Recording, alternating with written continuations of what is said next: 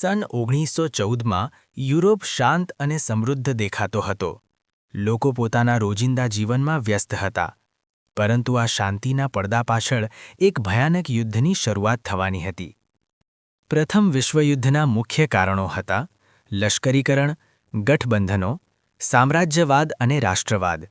યુરોપના દેશો શક્તિ માટે એકબીજા સામે ઊભા હતા. સારાયેવો શહેર, ખુલ્લી કાર, અચાનક ગોળીબાર.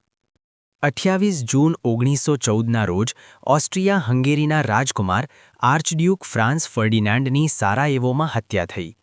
આ ઘટનાએ યુદ્ધની ચિંગારી પ્રગટાવી. અખબારોમાં વોર ડિક્લેર્ડ, લોકો ચકિત. એક પછી એક દેશોએ યુદ્ધની જાહેરાત કરી. યુરોપ આખું યુદ્ધના અગ્નિકુંડમાં ફસાઈ ગયું. મિત્ર રાષ્ટ્રો અને કેન્દ્ર શક્તિઓનો નકશો.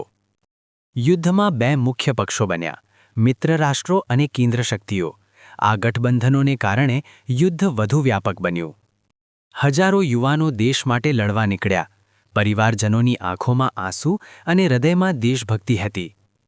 કીચડભરી ખાઈઓ, વિસ્ફોટ, તારબાર. ખાઈ યુદ્ધ સૌથી ભયાનક હતું. સૈનિકો કાદવ અને ભય વચ્ચે દિવસો સુધી જીવતા રહ્યા. મશીનગન, ગેસ માસ્ક, ટેન્કો અને યુદ્ધ વિમાનો. આ યુદ્ધમાં નવા હથિયારોનો ઉપયોગ થયો. ઝેરી ગેસ, ટેન્કો અને યુદ્ધ વિમાનો. યુદ્ધ વધુ વિનાશક બન્યું. પત્ર લખતા સૈનિકો, ઘાયલો. સૈનિકો પરિવારને પત્ર લખતા, સાથીઓને મદદ કરતા.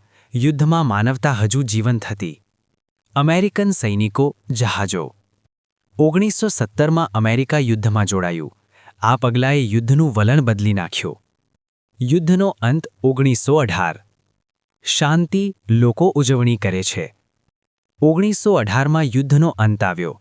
લોકો માટે આ શાંતિ એક નવી આશા લઈને આવી. વર્સાય સંધિ દ્વારા યુદ્ધ સત્તાવાર રીતે પૂર્ણ થયું. જર્મની પર કડક. તૂટેલા શહેરો, કબરો.